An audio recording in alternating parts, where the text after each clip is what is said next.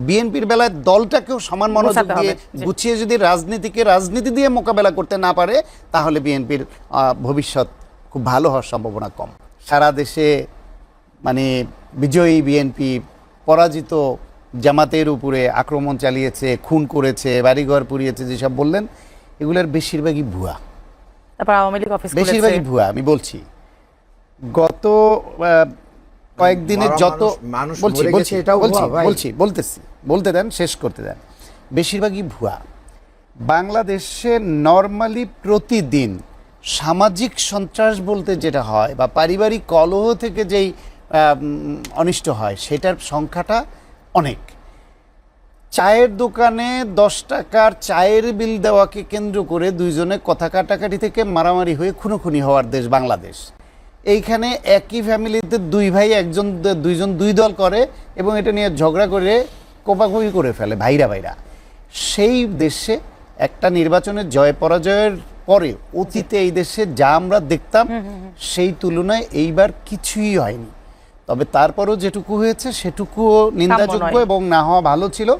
কিছুই যে হয়নি সেটার পেছনে এই বিজয়ী দলের সহনশীলতা অনেকখানি কাজ করেছে। যেমন বিজয় মিছিল করেনি বিজয়ী দল, তার পরিবর্তে মসজিদে দোয়া মোনাজাতের প্রোগ্রাম দিয়েছে।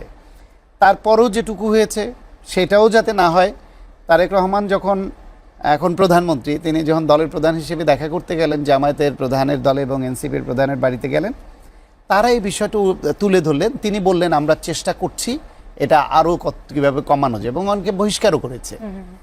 এইটা বলল সন্ধ্যায়, পরের দিন তারা দেয় বিক্ষোভ। এটা যায়?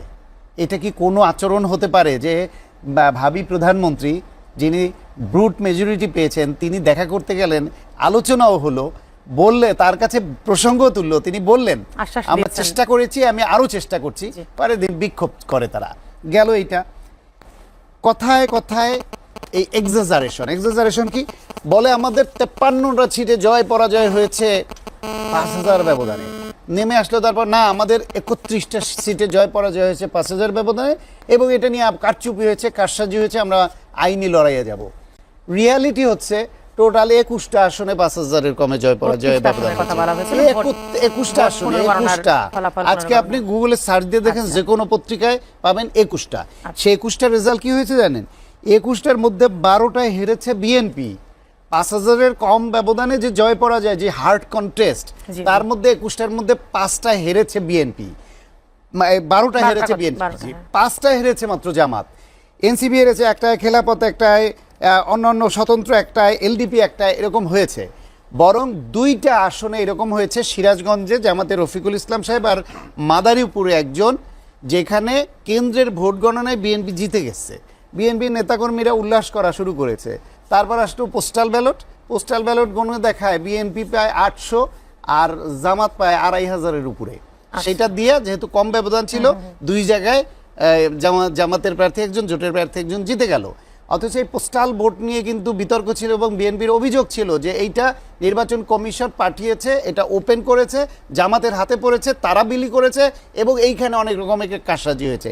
তারপরও বিএনপি ওটা নিয়ে অভিযোগ তোলা উচিত ছিল। পাবনায় হাবিবুর রহমান হাবিব ভাইয়ের ওইখানে জামায়াত কারসাজি করে নিচ্ছে, সে অভিযোগ আছে। এই অভিযোগটা পাল্টাপাল্টি। এবার আক্রমণের কথায় আসি।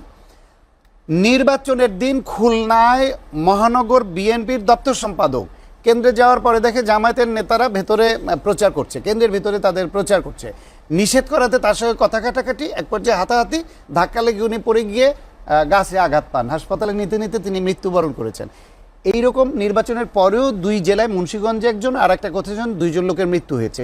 সেই মৃত্যু 2টাকে বিএনপি কিন্তু ওইটাকে খুব বড় করে দেখায়নি।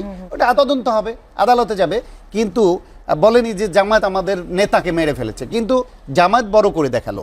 দ্বিতীয় যেটা, একটা ধর্ষণের ঘটনাকে মিথ্যা অপবাদ দিয়ে যে ভোট দেওয়ার কারণে বিএনপি ধর্ষণ করেছে, সেটা দিয়ে সে সুবর্ণচরে নোয়াখালীতে আওয়ামী লীগের সময় ধানের শীষে ভোট দেওয়ার জন্য যে ধর্ষণের শিকার হয়েছিল নারীকে, ওইটার সঙ্গে সিনক্রোনাইজ করে অপপ্রচার শুরু করলো। জামায়াত যে তাদের অফিসিয়াল পেজে, গত পরশুদিন তাদের অফিসিয়াল পেজে তারা বলেছে, ফেসবুক পেজে, 16টা জেলায় নাকি জামায়াতের বাড়িঘরে হামলা হয়েছে, আক্রমণ হয়েছে, কুপিয়েছে, এইসব কাহিনী দিয়েছে। প্রথম আলো এর আগের দিনও যা যা অভিযোগ করেছিল প্রথম আলো সেটা নিয়ে অনুসন্ধানী রিপোর্ট করেছে। তার মধ্যে অনেক জায়গায় এটা ফেক, 18 সালের আওয়ামী লীগ মেরেছে সেটাকে চালিয়ে দিচ্ছে। এই 16টার মধ্যে প্রথম আলো গিয়ে সেখানে জিজ্ঞেস করেছে সব জায়গায় স্থানীয় প্রতিনিধি, তারপরে ওসিকে জিজ্ঞেস করেছে, এসপিকে জিজ্ঞেস করেছে, ফাইনালি ওই এলাকার জামায়াতের দায়িত্বশীল নেতাকে জিজ্ঞেস করেছে। খুলনা এরকম যে সহিংসতার কথা তারা বলেছে ফেসবুক পেজে, সেখানে খুলনার 14টি আসন নির্বাচন পরিচালনার দায়িত্বে ছিলেন ওনাদের নেতা শফিকুল আলম, যিনি শুরা সদস্য। তাকে জিজ্ঞেস করেছে এই ঘটনায়, তিনি বলছেন এই এলাকায় এমন কোনো ঘটনা ঘটেছে, সংঘর্ষ ঘটেছে বলে আমার জানা নাই এখন পর্যন্ত। গোপালগঞ্জে এরকম একটা সহিংসতার খবর, এই 16টার মধ্যে আরেক জেলা গোপালগঞ্জ এক আসনের জামায়াতের প্রার্থী যিনি ছিলেন মোহাম্মদ আব্দুল হামিদ, ওনাকে জিজ্ঞেস করেছিলেন, বলছে না আমার এলাকায় এখন পর্যন্ত নির্বাচনের পরে নির্বাচনী সহিংসতা হয় নাই। কেন্দ্রীয়ভাবে সিদ্ধান্ত এটা কেন করলো শেষ করি সংক্ষেপে, করলো এই জন্য যে এই যে জিনিসগুলো তারা তাদের মেইন ওয়েব পেজে, অফিসিয়াল পেজে রেখে দিল, এটা অভিযোগনামা আকারে, লোকালি ঘটে নাই, লোকাল নেতারা না করছে, পত্রিকায় রিপোর্ট হচ্ছে, কিন্তু এইগুলাই হিউম্যান রাইটস ভায়োলেশনে ইলেকশন পরবর্তী সহিংসতা হিসেবে তারা বিশ্ববাসীর কাছে উপস্থাপন করবে, একসময় বই করবে, প্রচার চালাবে, কিন্তু এটা যে মিথ্যা, এটা যে বানোয়াট সেটি স্বীকার করবে না। নির্বাচনের আগে যেরকম সততার নাম বলে ধর্মের নাম বলে সবচেয়ে বড় দুর্নীতিটা করেছে, টাকা দিয়ে মানুষের কাছ থেকে 5 বছরের জন্য রায় কিনতে চেয়েছে, এরকম দুর্নীতি করেছে, এখনো তারা এরকম মিথ্যা রাস্তা নিচ্ছে। সুতরাং সহনশীলতা, সহাবস্থান, বিএনপিরও ভুল করলে ধরিয়ে দিতে হবে, নিজেরাও মিথ্যা কমাতে হবে। এখনো পর্যন্ত ভালো উদ্দেশ্য নিয়ে ভালো হচ্ছে, এটা আমি বিশ্বাস রাখতে চাই এবং আমার তাই মনে হচ্ছে। তো বিএনপির জন্য চ্যালেঞ্জটা এবার আসলেই অনেক বড়, যেটা বলছিলাম, একদিকে প্রত্যাশা বেশি, অঙ্গীকার বেশি, দেশের অবস্থা ভঙ্গুর, পাশাপাশি বিরোধী দলে জামায়াতের মতো একটা ধর্মভিত্তিক চেইন অফ কমান্ড মেনে চলা সাংঘাতিক সিরিয়াস একটা দল বিরোধী দলে, এবং তাদের আসন সংখ্যাও অনেক, যে এনসিপি জামাত মিলে 78টা 77টা আসন, তারা ভোটাররা এসে তো আর কথা বলবে না, মানে সংসদে কথা বলবে, বিতর্ক করবে এই 78 জন মানুষ, এবং তার সঙ্গে নারী যতজন যোগ হন সেইটা। সেই বিবেচনায় বিএনপি খুব সহজে যা খুশি তাই করতে পারবে, পার পাবে, সেই পজিশনটা বিএনপি পাবে না। সেই বিবেচনায় আমি মনে করি যে সংসদ একটা চেক অ্যান্ড ব্যালেন্সের জায়গা হবে।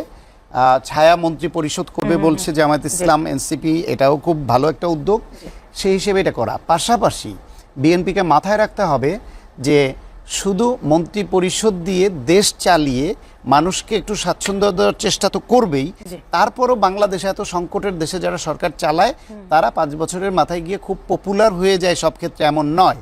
তখন 5 বছর পরে যে তত্ত্বাবধায়ক সরকারের অধীনে নির্বাচনটা হবে, সেটা এখন থেকে মাথায় রাখতে হবে যে মানুষের মন জয় করে চলা আর সংগঠনকে শক্তিশালী করা। কারণ জামাতের মতো এইরকম একটা মানে একটু ভিন্ন মানসিকতার, যারা একই সঙ্গে এক হাতে বেহেস্তে টিকিট বিক্রি করে, আর এক হাতে আবার টাকার নোট দিয়ে ইহকালের টিকিটও দিতে চায়, এবং তারা খুব সংঘবদ্ধ, এবং তারা খুব প্রয়োজন মতো রং বদলাতে পারে, এরকম একটা দলের সঙ্গে তাদের রাজনৈতিকভাবে মোকাবেলা করতে হবে। সুতরাং একই সঙ্গে বিএনপিকে সরকার চালানোর ব্যাপারে যেরকম সতর্ক থাকতে হবে, অতীতের দলগুলো সরকার চালাতে গিয়ে দলে মনোযোগ দিত না, দলটা একটু অগোছালো হয়ে যেত। বিএনপির বেলায় দলটাকেও সমান মনোযোগ দিয়ে গুছিয়ে যদি রাজনীতি দিয়ে মোকাবেলা করতে না পারে, তাহলে বিএনপির ভবিষ্যৎ খুব ভালো হওয়া সম্ভব।